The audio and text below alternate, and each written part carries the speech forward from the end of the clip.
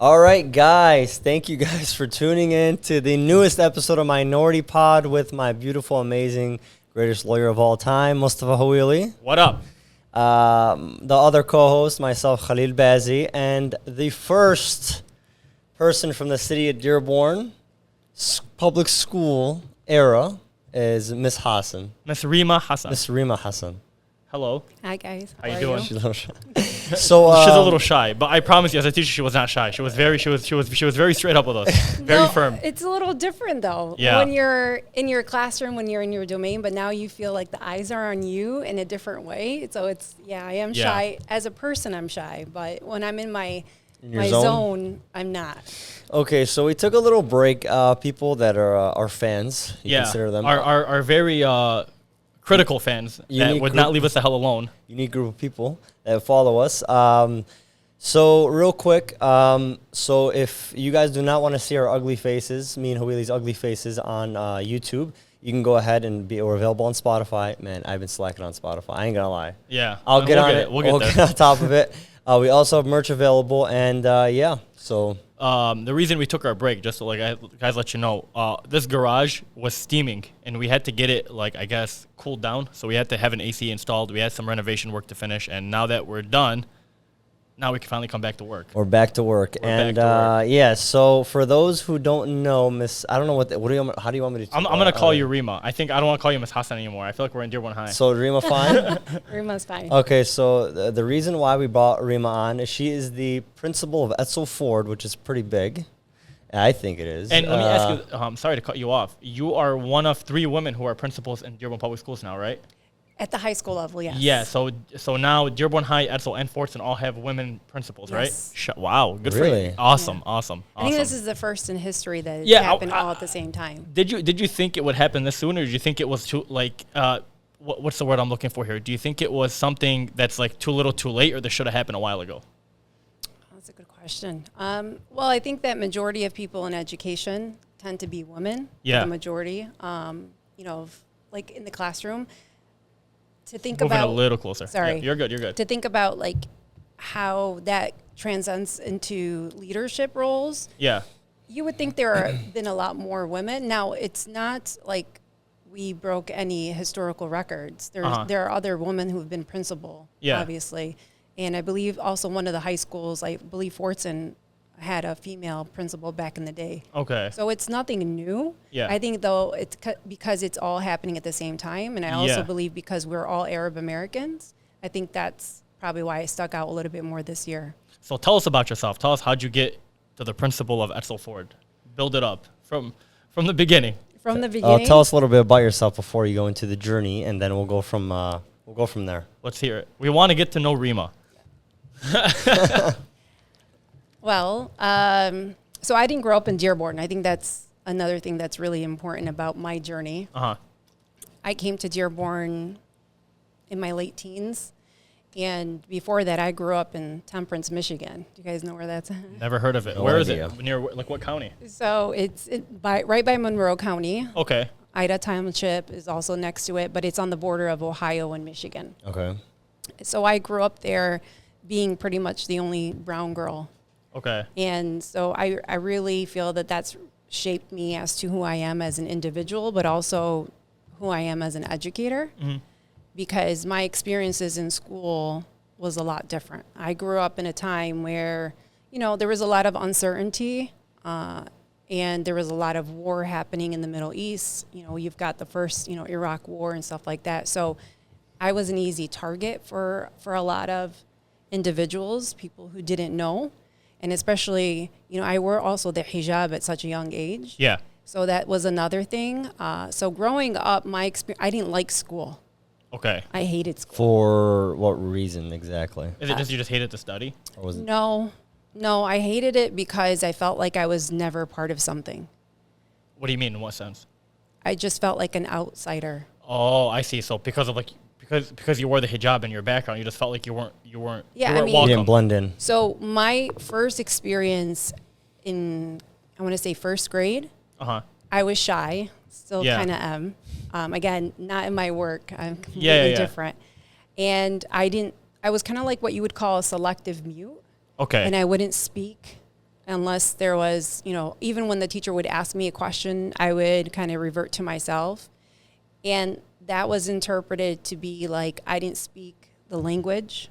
I didn't understand what was going on, that I had issues with comprehension. And because there wasn't enough education back then, make myself sound so old, back then, where people were trying to figure out why was she regressing? Why was she not? And I say she because it's a completely different person than who I am today. Yeah.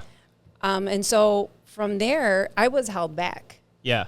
I was held back because they thought that would be the fix, and it wasn't the fix. As I grew older, I remember my second grade teacher. I remember her reading Love You Forever. It was a story. It's my favorite picture book. Yeah. And in it, the way she said it with such emotion, it was so inspiring. Mm-hmm. And I was captivated, and I saw how it impacted everybody around her. And I just knew that I wanted to be a teacher. And I know it sounds so cliche, but even with my cousins, whenever we'd get together, I'd play teacher. And I would always tell people, this is what you need to do, and, become that typical teacher. And then as I grew older, junior high and high school were not pleasant. It was difficult making friends. I wanted to be accepted. No one was giving me a chance. I was bullied physically. Wow. My hijab was torn off. I mean, I would get scabs we were in a small community. So my cousins actually, who had just came from overseas, had lived in the same community. And back then in that community, all students would take the same bus.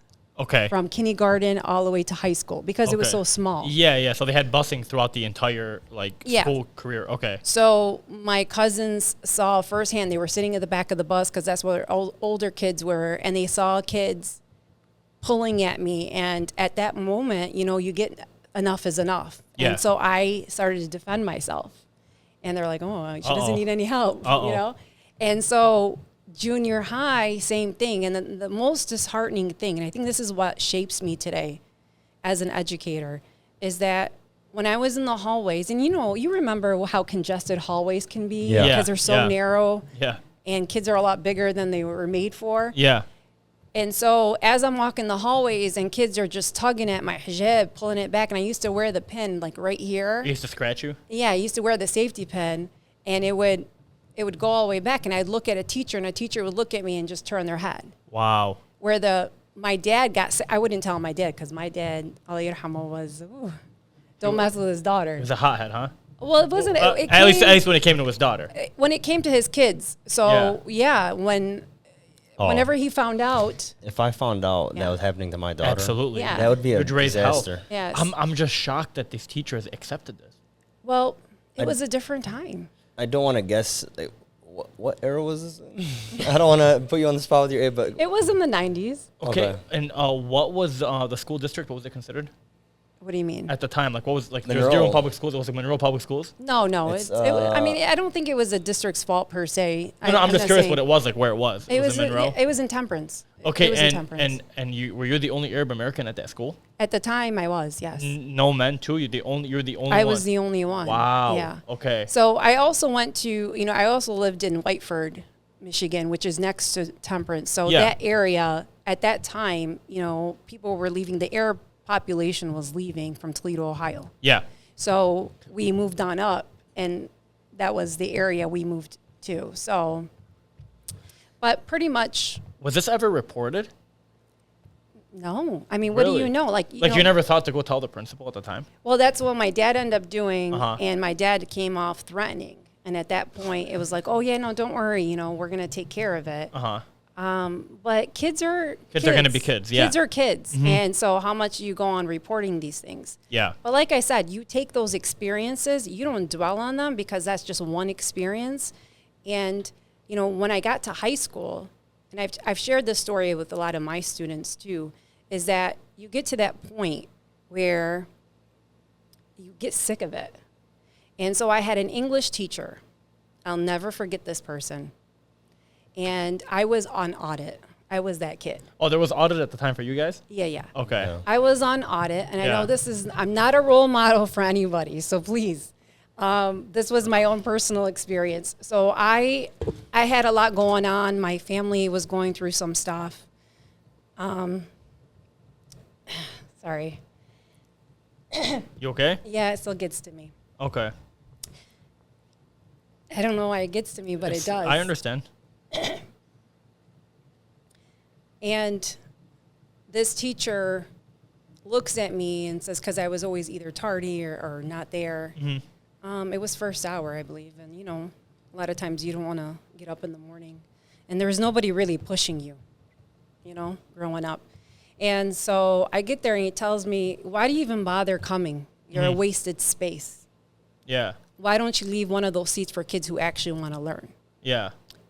I decided at that point I was going to drop out. Yeah. I was done. Yeah. I mean, I have my own teacher telling me this. I was a 9th grader. Yeah. And, you know, I stayed home for a very long time. My dad would tell me what's wrong. My mom was shabiking, you know, like what's going on. I wasn't feeling it. And the times were a lot different when I was growing up than what we have going on now in our society, in our community, where the perception too for young girls is, okay, you know, don't worry, you'll get through it, you know, you'll be fine. But I wasn't. But then something clicked inside of me. And it said, you know, something said to me, don't let anyone have that power over you. You know, you go and you make a change. And so I did. Yeah. And that's why I became a high school teacher. That's why I majored in English, not because I love to read and all that stuff, but because I wanted to Because of that teacher? In spite of that teacher. And that teacher was an English teacher? It was an English teacher. So in spite of that teacher, I felt that it was important for me to be that one teacher that kids at least came back to school for. Yeah. So. Yeah. So the main thing, okay, so two things off that. Okay, let's everyone appreciate that this stuff doesn't happen in Dearborn. Yeah. Girls don't get their scarves ripped off Yeah. in Dearborn by other people just because of race. That doesn't happen in Dearborn, okay? Yeah. So people that that doesn't happen. No. I mean, unless it's like a fight, a physical fight. Yeah. No, but it's like, it's talking about in terms of like a pure hate There's crime. No. bullying in Dearborn with the kids. That's just kids being kids. That'll happen. But that kind of bullying, in terms of hate crime, yeah. that ain't happening. Yeah. Okay. Second, Yeah. and how happy do you see when you run these like Edsel, where there's a decent amount of Muslim girls with hijabs and not like? Do you ever look at it and be like, I'm doing what I'm doing now just so they can have a better, easier, like an easier lifestyle in the way I didn't have to do it? Like how do you feel when you see them walking down and they don't get harassed and it's accepted? I think that's what's unique about Dearborn. Yeah. It gives you that safe bubble. And kids who are in Dearborn who are surrounded by that, and the kids who are also non-Arab, non-Muslim see that and embrace it. It's normalized for them. Yeah, that's powerful. And they're very fortunate, and I don't know if they understand at this age how fortunate they are to live in Dearborn.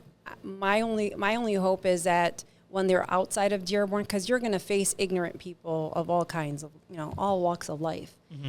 It's not necessarily just one group per se.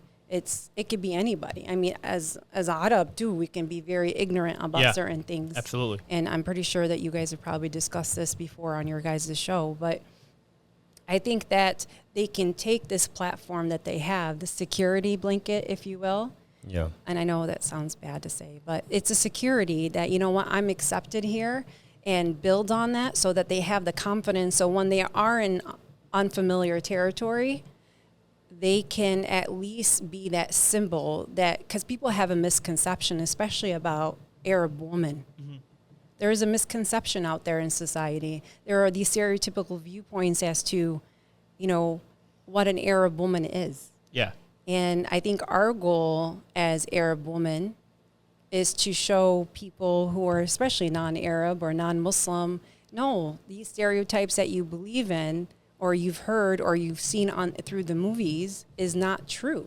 And I remember one of my students, Alex, who was really into, you know, cinema and stuff like that, and that's what he wanted to pursue. And I don't know where he's at. I believe I'm friends with him on LinkedIn, but he he told me he wanted to go into, you know, cinema and create movies and Yeah. stuff like that. And I told him, well, number one request I have for you is make sure that when you put a hijabi woman in your movies, that they look good, that they're not screaming and crying. Yeah. And they don't look like they're, you know. They're about to commit like some sort of like a terrorist crime. Exactly. Yeah, just like in every movie. Yeah. So this is what we've combated. That's what Yeah. I combated growing up. Yeah. I can't blame people for viewing me that way at a young age. Right. And it's not them. It's what they're also taught in their homes. Yeah. Or what's being fed to them through media. Right. It's crazy how far We've come.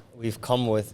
Yeah, bro, think about this. Okay, let's say in Fortson, Edsel, Dearborn, all these schools, even Crest or whatever, if a girl's scarf got ripped off, if it was a guy or a girl, that girl's getting killed. Like, not killed, but they're getting destroyed. Like, we personally seen that in high school, where a guy ripped off a girl's scarf. Yeah. That guy would get killed. 100%. That guy would get destroyed. As physical as you don't want to hit, he would literally get, like... It wouldn't happen. It wouldn't happen. It wouldn't happen. Everyone It wouldn't understands happen. it, and it would be very bad. Yeah. Very Well, I mean, bad. touching a woman in general shouldn't happen. I know, I'm but not- just to go as far as pulling Yeah, let's somebody's not scarf. even put it about the scarf. It shouldn't be Yeah, touching anybody, period. 100%. Yeah. But when you see something like, especially when you... Oh, they 'cause, get torched. Yeah, but the majority of the schools are predominantly Muslim, right? That's I mean, what I I'm would saying. at least say. And No, they if, are. if a woman's scarf was to get pulled off, Oh, that'd be a disaster. yeah, it would be a mess. There was actually, I'm not, no names, no nothing, obviously, but so one time an incident happened where I think a girl got hit by, a guy hit a girl, and we're talking to this one figure in at one of the schools, and the guy looked at us. I swear to God, he looked at us. It was me and two other guys. He looked at us like, hey, if anyone puts their hand on a woman ever, you drag them across the hallway and you throw them out of the school. Like they told us to usually To use some street justice, yeah. yeah, it's some street justice, and told us to take care of him. I don't know how you want to take that, but we took it as like, yeah, yes, sir. But it doesn't happen as often in Dearborn. I don't think it does. So, Rima, you were my psychology professor in high school, or my psychology teacher, not professor. One of, in my opinion, the greatest teacher in Dearborn High history. Oh, This is my opinion, okay? And then I ended up doing a directed study class with you in which we were helping foreign students adjust to the American culture when it comes to public schools. Yes. I forgot what the class was called. Well, it was a bilingual class. That's what it was. So I ended up graduating. Thank God. You know, by the grace of God, I ended up graduating. Okay. But let me ask you this. What made you transition from the teacher role to more of the management principal role? You know, if you would have asked me 10 years ago, Yeah. if this was where I was heading, I would tell you absolutely not. And looking back, my fondest memories are being a teacher. Yeah. Look at the relationships that we built. Yeah, And that yeah. we're still in contact with one Yeah, another. yeah. And you invite me to your show. I mean, Yeah. oh my God. Was it a go like I don't know? It was something. If I was a teacher and I loved becoming a teacher, the only way I would take a principal position is just to try it out, see how it goes from there. Was that your goal? No. So there was a lot of opportunities that, that as an educator, as a teacher in the classroom, you take on. So there was a lot of different leadership roles I started taking because I enjoyed it. Yeah. And I had a lot of my superiors, one of my mentors, she came up to me. She's like, you know what? I can see you being an admin. I'm like, nah. I was Yeah. like, no, I don't want to deal with any of that stuff. She goes, no, you'd be great. Just pursue it. Why not? Go get your master's in it. And, and more people kept on telling me that. And I was like, well, maybe, something I can, like, if I ever get to that point where I don't want to do this, because it's emotionally exhausting sometimes. Yeah. Because you're dealing with humans. You're not 100%. dealing with, you put so much love and attention into each child that's in front of you. And so I went and did my master's, and then Dearborn High had an assistant principal position, and I was like, okay, I love where I'm at. Let me go for it. I didn't get the job, Yeah. which was fine, but then I was a finalist for the job, and then that led me on to other interviews, and then within that summer, I got an assistant principal job. I was there for about a year, and then I went to Becker Elementary, stayed there for a few years, and then Woodworth, and now my first you year were at Woodworth. Yeah. What You were years? a principal at Woodworth? Yeah. How long? 3 years. Where at Wow. what time frame? Right before I came. So I was 2014, 2015 school year at Becker as principal. Did that for 3 years. Woodworth, all of the COVID stuff too. But I was there for 3 years. Mm-hmm. The last 3 years I was Yeah, there. yeah, yeah. This is your 2018. first year at Edsel, right? First year at Edsel. So, what do you? I mean, do you prefer high school over the rest? Yes. Really? You I'm a enjoy it high the school most? person. Yeah, yeah. And that was my goal. Okay. Once I became, and it's no secret, I'm happy for every experience I had, because elementary, when they threw me, not threw me, but when I got accepted as an assistant principal at McCullough Eunice, I was in charge of elementary students. Yeah, yeah. And I was like, what am I going to do with a bunch of kidney Yeah, you can't really talk to them. I was mortified, and but I loved it. And Yeah. it was a time in my life where, I enjoyed, I missed little kids, and I was like, oh, this is perfect, And I learned so much from my little ones, and that led me to become the principal at Becker, and I loved every moment of that. I mean, and then you go, see, elementary is a lot different. You go and you're like a rock star. Yeah. You walk into the cafeteria and everybody's screaming, Miss Hassan, and giving you hugs. High school, everyone's trying to hide from you. Yeah, exactly. Yeah. It's a little different. Middle school is a interesting age, but I loved every minute at Woodworth. And, we did great things at Woodworth. We were able to change a lot of good stuff. And I was really proud of our time there. And then Edsel, it's different. I love it. Like seniors, last day was, on Thursday, and oh my God, I only knew these kids for 1 year. And you were in love with them. But we're crying, we're hugging, and you're always such an emotional person. I am, because I do it from the heart. I know. But it was great. It was. Let's humanize this principal or teacher. So like, if I were a teacher, a lot of people have told me you never humanize yourself in front of a student because they don't want to get too comfortable with you. Because if you do, they'll start letting it slide. There's like a fine line, right? There is a fine line. There is. And with kids that are that age. Oh, yeah. You give them an inch to take them out. You give them an inch to take them out, right? Yeah, So do you ever look at a kid when they do something very stupid? Because obviously we've done a lot of stupid things at high school. She knows. Believe me. She knows. She knows. She knows very well. Do you ever look at them and be like, okay, what are you thinking? Or do you think of it as like, come on, man, you know better. Like, I know where you come from. I know what's your mindset when you see someone do something very stupid? Well, I've been told I have a look. The death look, huh? Yeah. There's a look that I give kids, apparently, that I... Apparently, Apparently. Oh, yeah. There's a look that I give them, and they know at that moment, stop, I got to reflect, and, I've made her upset. Yeah. And the best part about what I do, what I did as a teacher and what I do as a principal, is you build relationship with your kids. Yeah.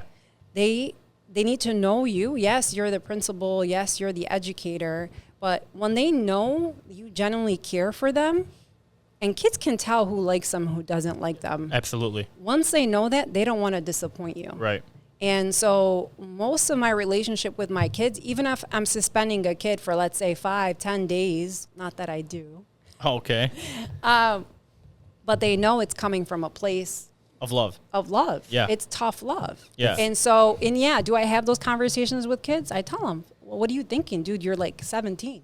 Yeah, it's because you look at, like I always say this, it's like a parent. You gotta look at them like we come home late, right? We look at it as a restriction. We look at it as a restriction. Our parents look at it as protection. Right. It's the exact same thing with your kids. Yeah. No, your kid, your Well, Yeah, they, your they school are my kids. kids. They're exactly. my kids. So this is another The question. most kids ever. Do you ever read a report and read what's going? Like, let's say you have this kid come into this office and you're reading a report of what he did, and you ever just think, all right, this is funny, but I gotta act serious. Come on, you have to Bro. There's some stupid things that we've done, and in my mind, I used to take her my write-ups in high school. She's like, how the hell? Why?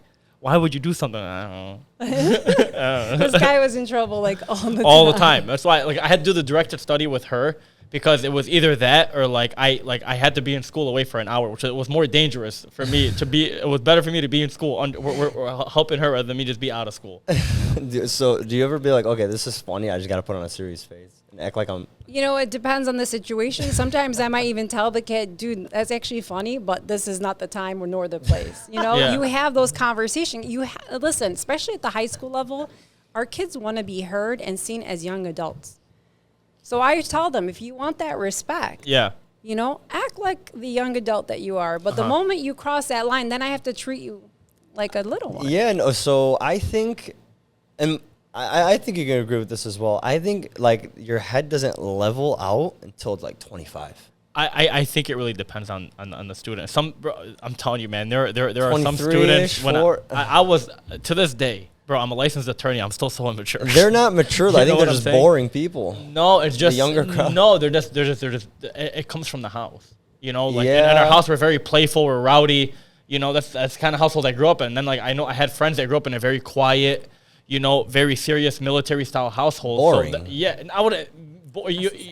Some call it boring, some call it just strict, you know. So true. So they apply that in school. I have to disagree with you respectfully. Yeah, to what extent? So we often say it's in the house. To some extent, yes. Yeah. But you could come from a perfect family, military style, whatever, and be that kid because that's who you are. Yeah. I think that we tend to always blame what's happening in the household, and it's not necessarily always I don't think it's the household at all. I think it's friends. I was just saying, like, in terms of like their persona entering, like prior to the environment. I think it's you know what I'm saying? So it goes. Someone's personality, I think, is developed on what they watch or what there's been like. What they're exposed to. What they're exposed to from 1 to 10, right? Who they hang out with and how they react to certain things. If you're a person to fall under peer pressure, example, you're going to lean towards a certain crowd. If you like something on TV and you go outside and make friends, you want to make it's very hard to control at home because your parents can only do so much until you leave the house. And like I always say, I am the person I am today. And alhamdulillah, I think I'm me and my brother because of our friends and the community. Right. Obviously at home wasn't like, so that's how important like friends are. If you pick the wrong friends, which you can't control, you can really like go down a bad path. No, I know what I'm talking about is like the foundational years, like when you first start out. Well, yeah. Because all of it builds. It builds on this. I'm not saying that foundation has to be there for sure. That's what I'm talking about. And so, but I don't know if that necessarily morphs into who you are as a. No, I don't think it does. does. No, down the line, no. Yeah, because your preteen and then teen years shape you a lot. Yeah, agreed. But that foundation is, so even if you waver away from what the foundation was, you will tend to come back to it. Yeah. So there's so much questions I'm thinking It's of. okay. So do you ever look at a kid that's getting in trouble constantly and you're like, okay, let me see what this guy's family's like. My family is like a mom or dad, right? And you call them and they don't give a crap, right? And you're looking back and then you see them at parent-teacher conference, whatever the situation, and they're just not into. Do you feel bad for those type of people? Like, how do you? What's the solution, in my opinion? Like, bro, how much could you blame or yell at someone when you take them back home and they just don't give a crap? I'm telling you, I see it in my work. So a lot of my criminal defense work, you get a lot of young kids that get in trouble, like serious criminal trouble, like whether it's bad driving, trespassing, assault misdemeanors, and their parents just come in. They don't seem to care. They pay the tab and they leave. Like, there's no punishment. They don't try to tell me. Most parents that care, from what I deal with, they tell me, hey, listen, I need you to scare my kid. I need you to scare him straight. Do what you can do. Whatever we can do to help him. Whatever you need from me, let me do it. But then you have some parents come in. All right, what's the bill? All right, we'll take care of it. Yalla alamak. It's a failing circle. It's like no, it's just I don't know. So I can relate to that, like on the professional level, like on the legal level. I mean, so I'm sure you see it at school. I see it all the time. What do you? I mean, have you ever said anything to the parents? No, because I'd be overstepping. Yeah, 100%. You'd be overstepping. I'd be overstepping. I'm not gonna. My role is not to be a parent to a parent. And what they do in their home or what they teach their kids, that's on them. I need to respect that, regardless if I personally agree or disagree. Yeah. As a public educator, that is something I will never overstep. Mm-hmm. But my philosophy is to look at the whole child. There is a lot that's going on. That's why sometimes you have individuals who will look at things are black and white, and that's not the case. Yeah. And that's what education should be about. And this is my philosophy. Not everybody will agree with it, but I look at it as, all right, why is this student exhibiting these behaviors? Yeah. What is going on? What outlets do they need? What type of support can we provide for them? And that's when you find the root cause. And a lot of times, I'll tell you all kinds of stories. Obviously I don't want to get into individual stories of students. Right. But there's stuff that kids go through that we were fortunate never to go through. Yeah, 100%. And home life is not necessarily the best. Yeah. Or they don't have a home. Right. Homeless kids. You see all kinds. I know you see it too in your line of work. You you kind of like, you can't blame somebody, but you try to help them as much as possible. You can do everything you can, but You sometimes can. it's never enough. It's never Yeah. it's never going to be enough, but you can at least try. And that's the thing. Like, I need to be able to sleep with a good conscience every night, knowing that at least I tried my best. If I've tried my best, then that's what matters. Yeah. But yeah, you have to look at the whole child. You can't just, and sometimes kids make mistakes. They're kids. Kids haven't changed. Yeah. They really haven't. I mean, think about, you were telling me stories earlier about the stuff that you did. And it sounds a lot like a lot of the stories I still hear today. Kids haven't changed. What's changed is parents and communities and societies, because we change as adults. Yeah. Our perceptions change. So these are things that, I mean, kids are still doing the same stuff that they used to do. Yeah. We're driving reckless. Okay. Yeah.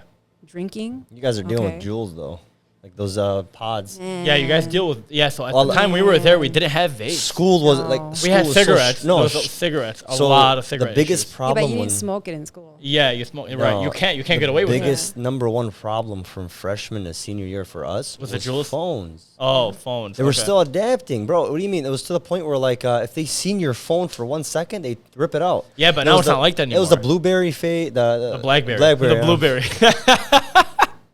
The It was Blackberry. in the fruit family. The Exactly. Oh, So, that's so funny. We had that phone. What was it, freshman and sophomore for us? 23. Then the iPhone then dropped? the iPhone dropped. Oh iPhone my 5 God. dropped when I was a junior. Yeah. And then whatever. It was just something that was. And Twitter came out. Facebook was already there, but Twitter was huge. My senior sophomore. So like everyone was on their phones. They were strict, and now it's more accepted. Well, it's not more. It is. You're allowed It's to have your accepted. phone out at certain times. Yeah, we were I toast. believe that's how it is now, right? I thank God we didn't have TikTok and all that garbage when I was in high school. I would have been So- destroyed. You know, there's different viewpoints. As educators, a lot of times you want it to be just put it away. Yeah. And you should. There should be a point where you just need to detach from it. But it's technology. It's the way of the world. It's how we communicate. You have to adapt at some You point. have to integrate. So we focus on digital learning, and obviously COVID really forced us, and also made our kids addicted to it. Of course. So it's a battle, because there needs to be an appropriate time when you utilize it. If you're using it as a tool in the classroom, that's when it should be used. Like Yeah. if you're voting on something, teacher wants to know your comprehension. Right. But you shouldn't be consumed by it. But at the same time, if you're going to fight with a kid because he has his phone out and they're back and forth and you're suspending him because of it, you're taking him away from education For a phone. for Yeah. a phone. Yeah. When the parent tells you, I paid for it, or another parent tells you, no, yeah, keep it. I don't know what to do. You have it's conflicting. It's very difficult, but I think we're all trying to work together in helping our kids adapt to the changes of this world. And Jewel, those Breeze pods. Those. The bad thing about those is freshmen, because let's say a cigarette. No, the It's bad not thing just about high those school. is it's not. Yeah, it's middle school. everywhere. No, Kel, the There's no way it's middle school, the bad too. thing about those is you can get away with it in Anywhere. class, anywhere. I was at a wedding and these guys ripping it on the table. Bro, I rip it in court sometimes. They don't even catch me. Yeah, so the problem, like, so with a cigarette, like, it was a process. You could smell it. Everything. You can smell it. Cigarette has Exactly. that smell. And cigarettes were not smoked in middle school, and they Yeah. were smoked freshmen. They started getting into like the freshman crowd. Then eventually, if you smoked all of high school, right? So it was harder. Like, you couldn't do it in school. That was fact. I think one time one kid smoked it during a substitute when I was in the class. Yeah. It was hilarious. But besides that, Breeze doesn't leave a scent. Crazy scent. You can take it anywhere, so that can go down to any level. I can imagine a sixth grader like, oh, you have it and just smoke it. No. You can literally smoke a breeze without letting out smoke if you know. So what how you're bad doing. is it? There's a way to do it. What's the tolerance for breezes in high school? Well, it's age, right? Well, no, 21 is now the No. age. Age. Yeah. No, there's no Does it- tolerance for it. Yeah, no, There I'm No, are saying, like like, if in you terms catch of- it, is it suspension automatically? What is it? Yeah, and tickets. Tickets Oh, is when you start so going into the parents' pockets. That's the question I wanted to ask you. So in today's day and age, you're seeing, like, obviously, school shootings and all that stuff that's happening now. What is police involvement like in schools now? Because when I was in high school, police would come only during like major fights. Mr. What's it? He was barely there. The guy drove the Mustang. Everyone knew who he was. Something that H. Mugbud. Yeah, Mokbil. Yeah, Yeah. yeah. But now, like, so I live right by Edsel Ford. Like, it's right down the street from me. And every time I drive by there, I take Rotunda to go to the gym. I see a cop car always parked outside of Edsel Ford, like a legitimate Dearborn police car. How heavy is police involvement now in schools? Well, we have a full-time SRO. Wow. Yeah.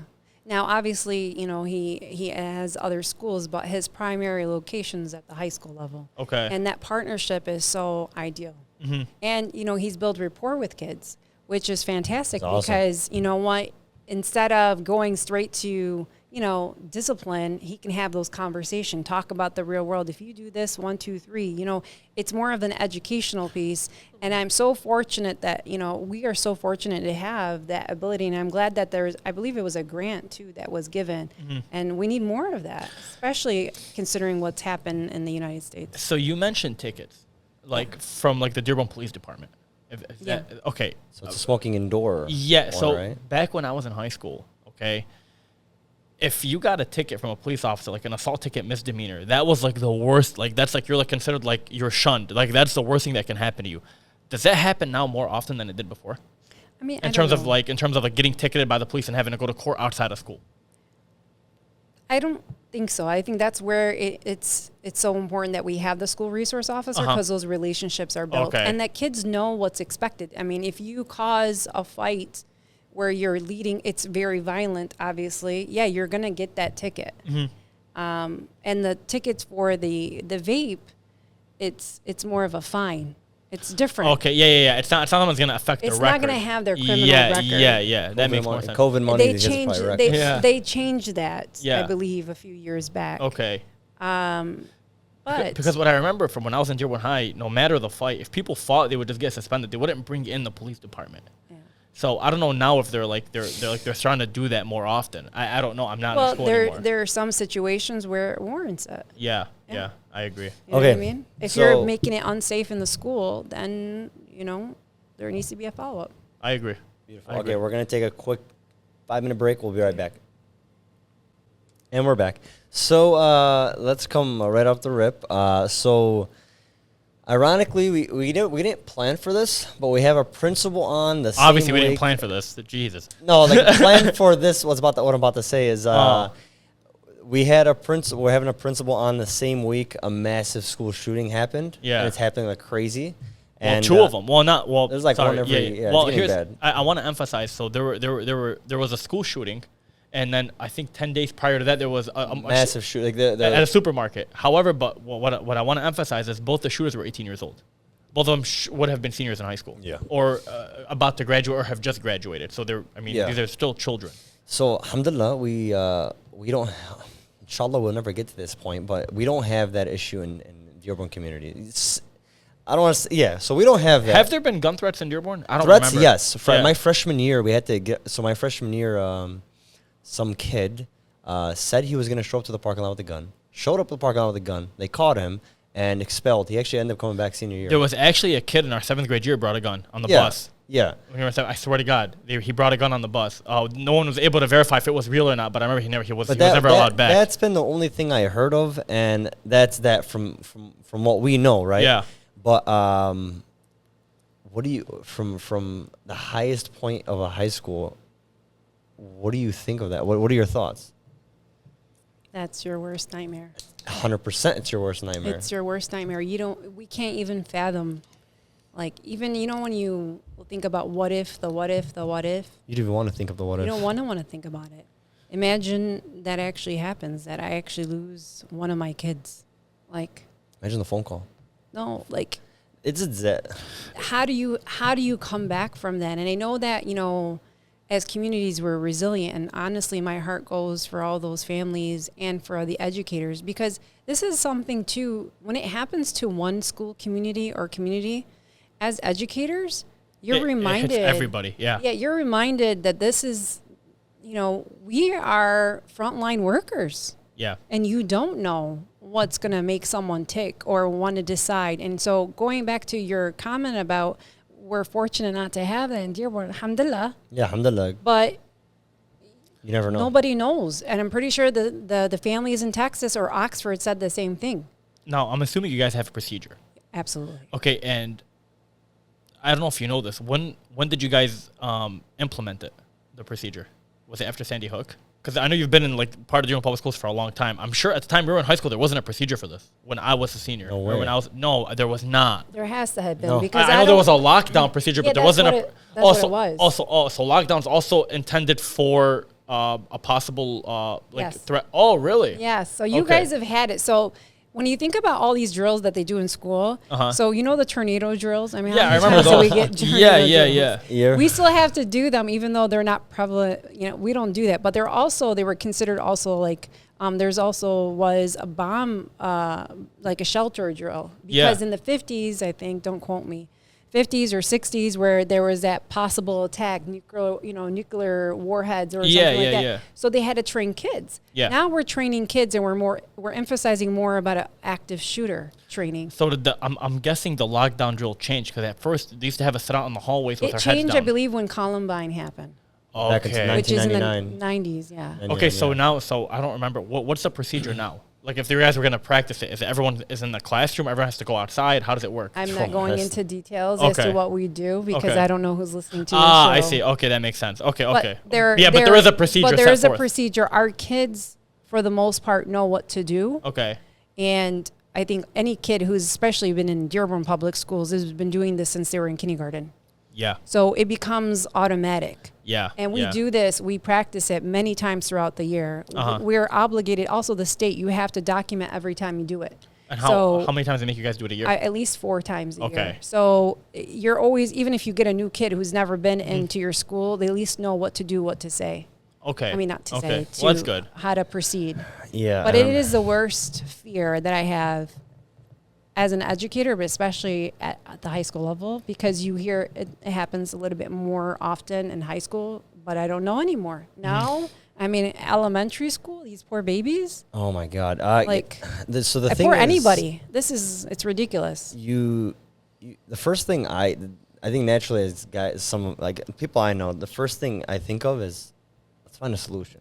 Okay, let's find out how we can stop this, right? And then you look back, okay, the only way we can stop this is if we go like, I don't know how to stop. What ideas do you come from? There's only one idea, and you don't have to answer this. So I'm the only idea that I know that it's been included was arming teachers. That's the only thing that I've arming the heard. security guards in the front. Yeah, but again, I know you can't go into it because Well, I mean, if you're allowed, you're allowed. But I'm saying don't that's the only thing that I've heard. If you agree with it, you don't agree with it. Me personally, I don't even know if that would work. It's pretty sloppy. I don't know. so I'm speaking as Rima, Yeah, okay? The way I look at it as Rima yeah, is that we are trying to do our best to take away guns from entering our schools. right. Yet we're going to be arming individuals. For me, someone still has access to get to that Yeah, because anybody can, be distracted. I just don't think that that's something that we should do. But again, Yeah. I'm not well versed in it. 100%, I'm not 100%. into all of that stuff. Yeah, but yeah. I just think it's kind of, we're giving more opportunity for that possibility. right. Because get to this point. the only but the only reason I'm even bringing this up was because I read an article the other day because Texas is a very conservative state, and they're very for arming, or they're very pro gun, and they're not throwing that idea out the window. I'm just gonna keep it there. Well, there's been a discussion about it for Yeah. a very long time. Yeah, Just gets sloppy. it gets sloppy, slippery but slope. I mean, okay. So I was looking at the statistics. Okay, in terms of school shootings, or in terms of mass shootings, I apologize, in the United States. So we had 299. Yeah, it's a shit show. It America. blows every country out of the water. We have 6 guns per citizen in the United States. That's how many guns are out there. I mean, that's just the average. And a lot of people I know aren't even armed. But imagine that, so many people that are not armed, yet you still have 6 guns per citizen. That's how many guns there are out there. So it's crazy. Do you have one? I do. I have you multiple. carry I carry. So with me, here's the problem. Okay, I do criminal defense work. Okay, it requires me to meet with high-profile criminal clients. Sometimes in areas where it's not safe. Sometimes this is how it is. You have to. You have to. I have a family. It's Sometimes I have these people come into my office. I'm not saying they're gonna kill me or anything. sketch. It's not a sketch. It's just, bro. with my line of work, I mean, I've defended people that have committed very heinous crimes. You have to, Yeah, what if me and one of my clients don't see eye to eye? I know that they're more than capable of doing something. You know what I'm saying? You have to protect yourself. It's always like the way I look at it is like, you see did you guys, both of you guys see the video? You've seen it, I know for a fact. The guy getting a haircut, and then some guy rushed in, shot the guy getting a haircut. And then the shot one that the was, barber. the guy that was on the chair was a cop. Yeah, he literally stepped back and then shot the guy with the that was shooting everyone basically, and that's exactly what rolls into my head. Dearborn is getting bad. All right, there was a barber that got gun pointed the other day. I was actually talking. I was on the radio on Wednesday, and I was talking about this. So since COVID, I don't know if you know this, Rima, but when COVID hit, the first thing a lot of people did was they went out and they bought a lot of guns. And my office was plagued, and I say the word plague because I don't look at it as a blessing. It was plagued of a bunch of gun cases from kids. The legal age to buy a gun is 18 years old in this country. Yeah, smoking is 21 years old. Gambling is 21 years old. Drinking is 21 years old. But you can purchase a gun at 18. Okay? And so I had these kids that all went out at 18 years old. They bought a gun. They didn't tell their parents. They hid it because you're not required to buy a license. You don't have to have a license to buy a pistol. Yeah, you just can just go buy one. So they would get it. They wouldn't know how to carry it. They'd be driving. They'd get pulled over. They'd have a warrant out, or the cop would see the gun on their seat, and he'd give them a felony. It's a 4-year felony, carrying a concealed weapon. And you have 18-year-old kids now that they have to pay a lawyer up to $5,000-$6,000 to clean their record, okay? And they have to deal with the fact that the parents had no idea, and it's very easy to hide that, which is, I think, accessibility is the problem. Of course, there's not one answer. There's not one answer, but it's a major one, because I've noticed this. So my opinion's completely changed after COVID, because I saw the level of cases that came through my office, and a lot of them were Arab Americans, and there were younger adults between the ages of 18 and 22 that don't know what the hell a gun is. They just went and bought it because everyone else was doing it, and they were allowed to. Yeah, the thing people have to realize, the guy that's I know one of my friends is really into guns, and he told me, he's like, when you have that thing on you and it's concealed, you have to be the most sane, human ever when you're in public. You do not want to start problems, nothing. You got to do the complete opposite. If you just go out there and act wild because you got a gun, you're just an idiot. Yeah. But you carry a gun to inshallah never use it. Yeah. Obviously, you buy it with the intention of hoping you never use it. If you buy the gun and your head oh my God, I hope I get to use this one day, you shouldn't be buying a gun. I look at it as insurance in a way, don't you think? I wouldn't say insurance. I'd say protection. I'd say, bro, you don't go driving assuming you're getting a car accident, but if it happens, you're covered. Listen, the fact of the matter is, and I hate to say it, no matter where you live, you're gonna have crimes. I agree. And I'm not saying this is a city problem, but I mean, maybe I'm not as ignorant anymore because this is the work I do. Yeah. But a lot of crimes happen, especially in this community, and a lot of them happen in our neighborhoods and where we live. And me, I no longer feel, it doesn't matter where I would live. I could be in the safest city in the world, okay? I won't leave my house unless I know there's a gun at home. My wife knows how to use it in case something happens. Yeah. That's just how I am mental. I've always been that way. So one thing, I'm just a protective person, Before we get her back in the conversation, because Yeah. she's quiet. Yeah. I think. I'm telling you, knowing her, she's sitting, she's quiet, yeah, she's she's like plotting. It's gonna come. The responses are gonna come. Just wait. So one of the things I think, because the only thing, okay, so let's say these school shootings has been going crazy up in the last 10 years. Okay, could you agree on that? Last 10 years it's out of control. When was Sandy Hook? What year? 2014, I think. Where is it? That's a random shot in the dark. I think it was 2014. Yeah. Okay, what is the one thing that has progressed excessively in the last 10 years? Crazy. Social media. Yeah. Okay, I think, in my opinion, that social media has to do with all this. But bullying back in the day, it happened. Stuff, rumors, whatever happened, it didn't spread as often. There's nowadays bullying, social media. It's cyberbullying. Yeah. It's way worse. Yeah, I agree. I think cyberbullying is bad. You're telling me if something happens, it's recorded. Like I mentioned this in the last episode. If something happens to you or your family member or anything, it can get sent. And everyone in Dearborn, every Arab in Dearborn uses WhatsApp. Okay, anything that happens to you gets spread like wildfire. Everybody Either we will like find it or out. we not, it happens. So if anything happens, a rumor. So back in the day, rumors used to get told in person, right? Or It would just spread, yeah. slowly, but it would get there, but it was slowly. And it would eventually die I out. can start Yeah. a rumor about Hawili and get it across. I swear to God, I can probably reach 5,000 to 10,000 people if I somehow make a snippet, and it'll get sent all around Dearborn within a couple hours.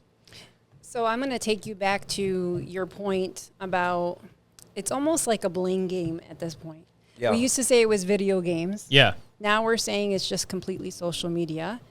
It's almost this mentality like, oh, it's not my kid, it's the kid next door. My kid is an angel. So we have to change our mindset. Yeah. Stop When pointing we're- the finger. Yeah, when we're looking at individuals, despicable individuals who have it in them to take whatever ammunition they have and cause harm onto anyone, be it elderly, be it a Right. baby, there's something wrong with that individual. Yeah. So we need to, as a society, start really talking about why is this more prevalent today? Is it just because of social media? Like, if it's social media, what are our solutions? How do we go about educating our kids? We're still so that in the they're gist not, of it. We're still in the beginning. Yeah, but we're seeing now. You're saying it's social media. Yes, can kids get bullied? Absolutely. The rumor. You're absolutely right. I mean, sometimes I've seen kids that make up stuff and say, "Oh, this picture is of this girl," and it's not even that person, but they ruin this person's life. Destroyed. They destroyed, and people are they fiend off. Yeah, they're of so it. into it. Yeah, they eat off feed it. Yeah. Oh my God. And then they share and they reshare and stuff like that. Yes, our kids have become desensitized Yeah. of the impact. But this is why those conversations need to start happening at the community forum Yeah.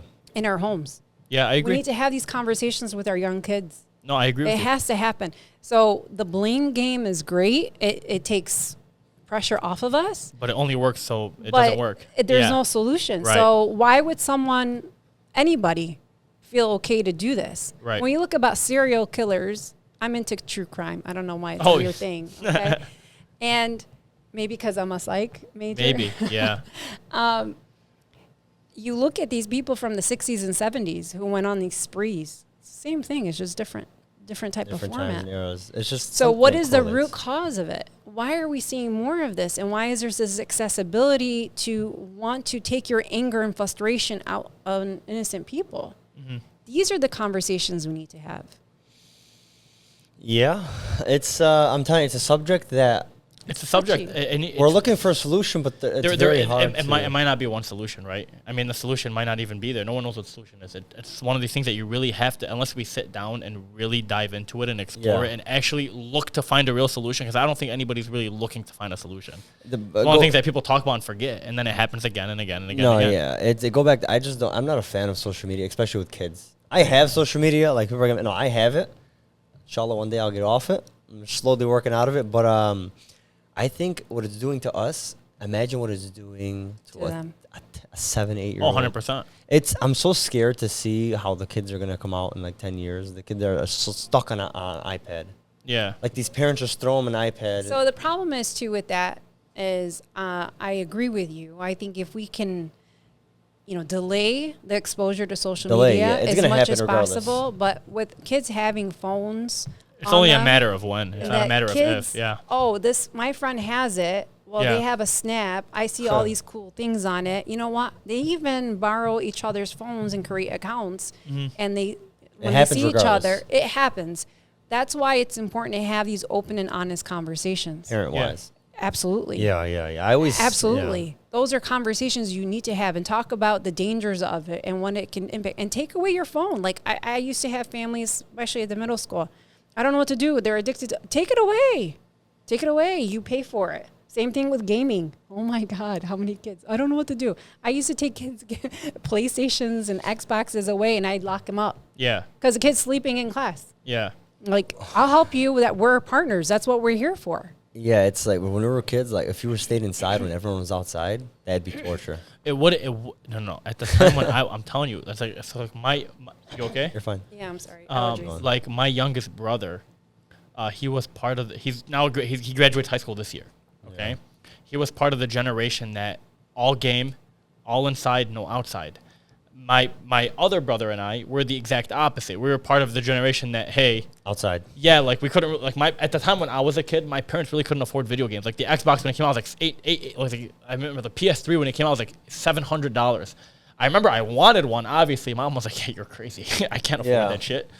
Figure it out. Go play outside with your friends." And luckily, all my friends, none of them had that stuff. We all live in the same block. We all live in the same area. Everyone just played outside. You know, that's all we could do. In the winter, what would we do? We'd go outside, shovel snow, and just throw snowballs. That's what we did. It was a grind shoveling that snow. Yeah, and now my brother he was in a completely different era where the stuff has become readily available and readily affordable. So he just games. And when I tell him, hey, you know, Hassan, why don't you go play with your friends? It's like 90 degrees outside. What are you doing inside? His response, this is the part that breaks my heart, is, well, all my friends are doing this. What do you expect me to do? And then I step back. Instead of blaming him, well, I get it. If all of his friends are doing this, what can I do for the kid? You know what I'm saying? Yeah, they don't play like they used to. Absolutely exactly. Not. Like I can tell my, you know, all stories of me growing up because we didn't have any of this stuff. Mm-hmm.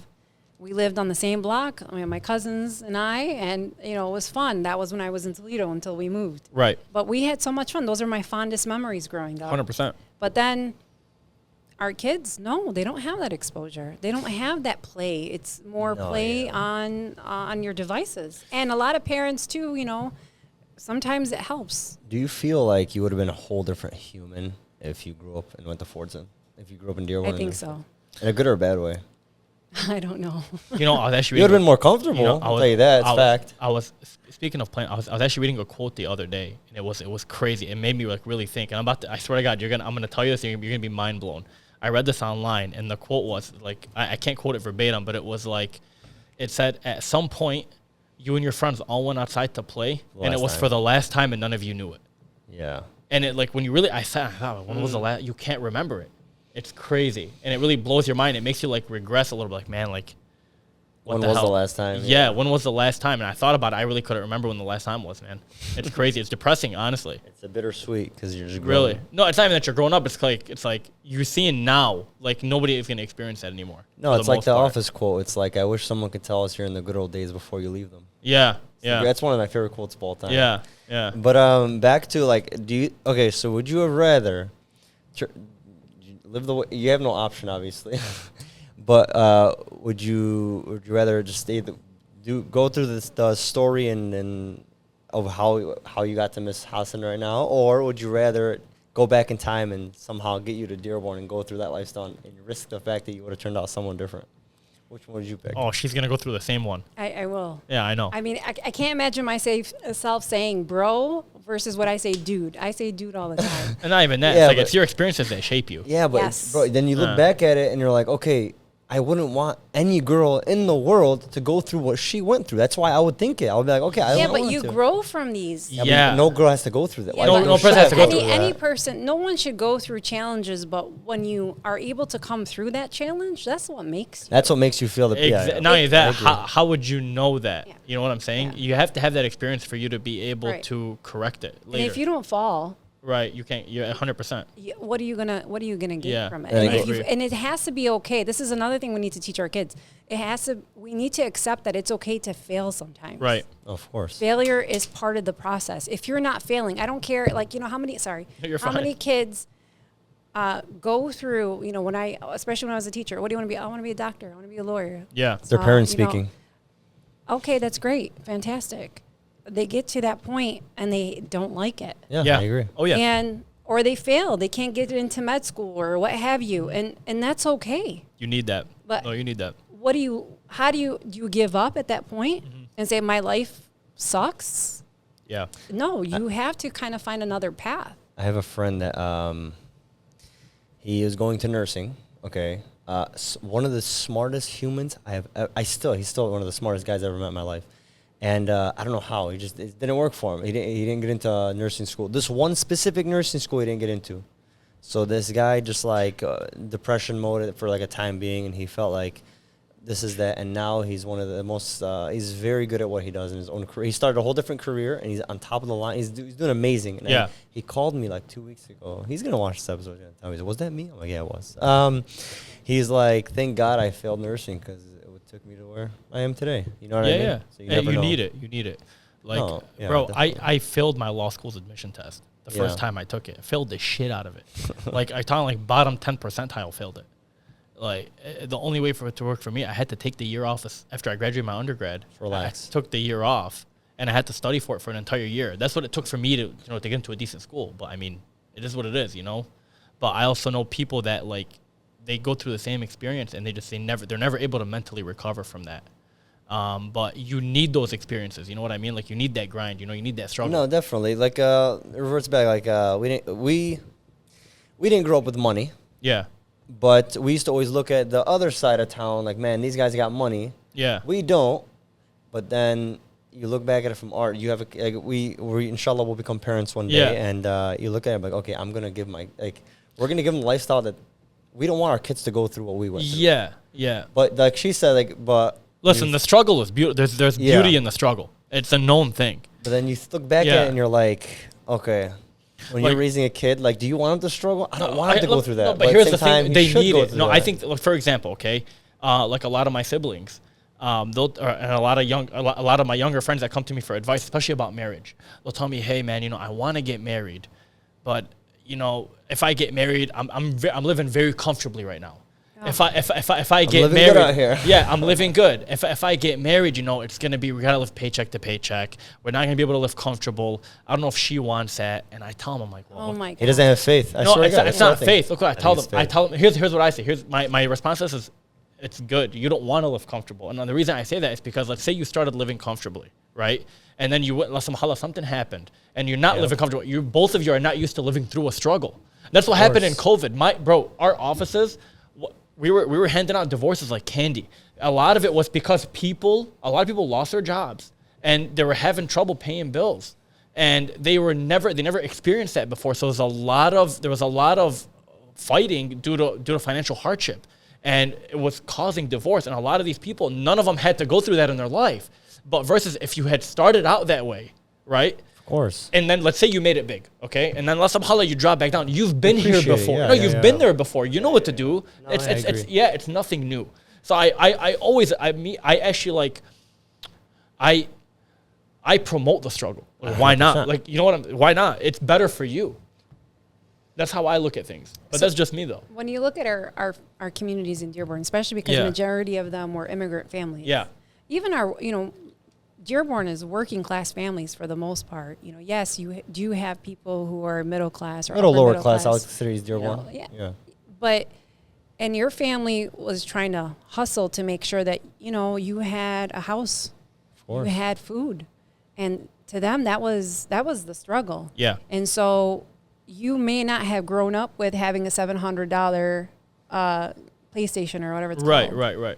But like, for example, my kids, Yeah.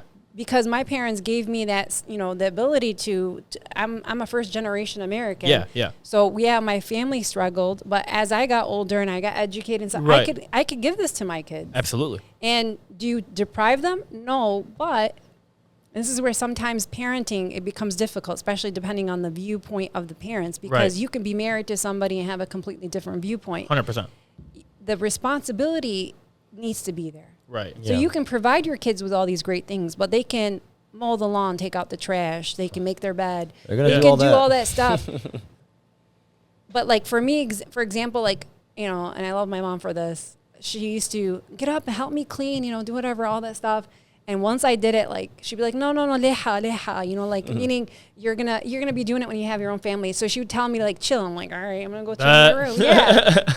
My mom was like that, and I loved her for it. I didn't have, but also I saw what my family's had gone through, and I wanted to make sure that I was responsible. But Right. it doesn't happen overnight, too. You're right. Yeah. So when you're talking about like families who do have and who are able to provide for their kids, that's a good thing. I know. Yeah, no, it is. When I It's was a younger, great thing. we used to Yeah. look at that and oh, these guys Yeah. have everything we don't. But now I'm older, I'm like, bro, like they're just second generation. Like their parents are doing what they got to do. 100%. But Rima makes a good point. There is a fine line. Like, for example, They're ridiculous situations. No, yeah. the biggest one is the cars. This is the one that I have the issue with because I see it every day. There's an 18-year-old should not be driving Scat back. a car that's literally meant for racing. It just Is that a Dearborn thing, by the way? I don't think it's No, it is. I think it's a Dearborn Okay, thing. Dearborn thing is I don't when I think- was in high school, it was a Charger or 300C. It's Right. not. Now it's a I'm not- Ram and a Scat Pack. I'm not talking about the model. I'm talking about there are children, Higher end 16 cars. years old that Yeah, are yeah. driving race cars. Dude, there was a car accident the other day in I think it was Northville. It was a 16-year-old Middle Eastern child. I'm gonna say child that was driving I think a Z06 Corvette. Nice. And nice, flying. Nice. And you should, as a Small. parent, I believe, and I will say this, it is irresponsible to equip your child with that kind of a vehicle. Kids are going to be kids, just like you said. The parents can be the greatest parents in the world. Absolutely. You know, but your kids are going to be kids. You know, I would, that part, like, so there's a fine line between being able to have the means, but still, you know, acting on those means. You know, yeah, like, for sure. you can buy your child a car, but don't buy him a car, it's going to kill him. I mean, you can also get them a car and have them pay for the insurance, Yeah, for example. there you go. You know, there's that sense of, oh man, or you pay for your own gas. Like, these are things that it can balance. You're still providing your child More with responsibilities. more responsibility for because sure. they have like a weekend job or what have you. That's what's important. It's not like everything shouldn't be just handed to you. 100%. I'm telling you, I was on Rotunda the other day, and I knew these kids were high school kids. I was at a light. I swear to God, there was a kid. It was a SRT8 Jeep. Stuck his entire body out of the Jeep and sat on the window and told his boy, drive. And Nice. and the kid almost, he had his hand on the thing. Rotunda? On Rotunda. Uh-oh. I don't know if it was from Edsel High. I'm not saying anything. I'm not saying they were kids. They're I'm saying they closer were to kids. Dearborn High. I'm No. saying they were kids. So he had his hand on the thing, and I was sitting, and I'm on the light, and I can hear him say, he tells his friend, gun it. His friend hit the gas already, almost fell out of the window. He literally, he caught, it was ridiculous. He got back in the car. Like, this is the kind of garbage you see all the time. All the time, And yeah. You can't prevent it. It's going to happen. Yeah, I'm gonna sound like such an old hag when I have kids. No, you're You know what not. I You're used to go through. You're a parent. You're just- Everything that our parents said to us, we do the I'm same gonna do thing. it. I walked back from this to that. Oh I my actually God. did. It's I used to work and I. Bro, I used to, one time, I remember they cut out busing for a little bit at Stout. Oh, the For struggle. football. Yeah. I remember I struggle. walked home a couple times with my cousin. We stopped at 7-Eleven and then times, walked yeah, home. no. Yeah. We used to walk home If we sometimes. got off practice at 5, you see a bunch of kids. just But that walking. didn't stop you. No. No. Why do you think that is? Friends. What? That to walk home? Because I To love walk football and it was fun. Was I it had a good because time. of the sense of community, or was it because you just enjoyed this sport? Honestly, it wasn't the sport. It was more of an adventure. Like, we never got to do this before, so why not? Let's just do No, it. it was a normal thing for us. It was Yeah. an adventure. We used to Like, walk. Rima, we used to walk everywhere. Like, One we time- walked everywhere. So our parent. So I'm gonna revert back to me. I don't know about my friend group. They're immigrants, always working. Mom didn't usually have a license. My mom did, but like my mom was always working. So when we needed a ride, we try once. Probably no answer most of the time. Yeah. We got, yeah, let's start walking. We walked Yeah. back. Hey, 6th grade year, we walked back from Levergood back to East Dearborn. Yeah. Think about Yeah. that. Oh That was my like, God. like we used to leave the park at 5. Like, oh, we probably won't be home till like 11. We used to walk back. Yeah. Hey, it was so reckless. Stout was a normal. Yeah, We used to get up and like walk. We used to walk to the movie theaters. Yeah, We used to walk to AMC. It was normal. We Yeah. used to walk everywhere because Yeah. our parents were so busy. And my mom wouldn't come. Like, my mom would come, obviously, but No, she's no, working. my mom you wouldn't know what I mean? know. If mom found out I walked that far, she'd lose her mind. She Oh, would. yeah, I would have normal thought I would for do it us. because it was exhilarating for me. We would just go do it. One time, you know what we did? It was like 05 when the Pistons were really, really good. So we decided to take the bus to the like the public bus to the mall. And I remember at the time, one of my friends, a huge LeBron fan, was wearing a Cleveland Cavaliers LeBron jersey on that public bus. Hey, the harassment this poor kid took. He had that jersey thrown in the garbage by the time we got to the mall. Oh my god. No, walking was. Yeah. But okay. Thank you for coming on. We had an amazing conversation. Appreciate it. Thank you for all the insight you brought to the podcast. Hopefully you guys enjoy her. We will have her on again, hopefully as a recurring guest. I say that to everyone, but we really do. Any situation that happens in the Dearborn public school era, would you like to come back on? This is an offer on spot.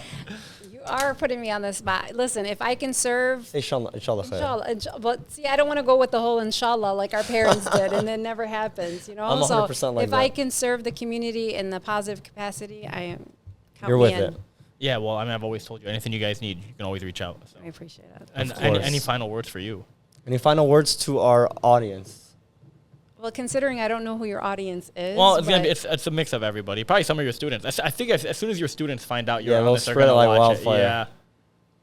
Well, Last if words. I wronged you in any way, please forgive me. I love that. I know. I always say that. Yeah. You never know what your words do. Yeah. And I hope that what you can take from these conversations is that it's important to be passionate about what you do and how you can give back and serve. Because every day I am excited to go to work because I know that hopefully we're making a positive change, a positive, difference. No, for sure. And I hope that our community, benefits from it, because at the end of the day, that's all that matters, is that our community as a whole, Right. regardless, flourishes, and that's what we want. So in order for us to be better as humans, we need to ensure that we're coming together as one and supporting each other and not bringing each other down. That's another conversation. But we need to definitely uplift one another, be happy for one another, and really, and if things are not meant for you, then it's okay. Deal with it and move on and look at how you can continue to be you, because that's the most important. Wise words from a very wise person. Thank you. Thank you for your time. We appreciate it. We appreciate everything you've brought. And any Just last a words? couple of things. Yeah. Couple of house cleaning rules. Again, we apologize for the 2-week delay. From now on, we'll have an episode every week. Merchandise is always available. You can DM us. Just reach out to us. We'll be able to get your merchandise. We have hoodies, shirts, colors and sizes are all available. And also, one more thing, we need you guys to keep liking, subscribing, comment. Let us know who'd you like us to bring on. Anything you think we need to change, please let us know. And we're always readily available. And if you need anything, you can always DM us. We're very responsive. Beautiful. Okay, guys, thank you again for taking the time out of your day to watch the Minority Pod. Stay classy. Have a good day.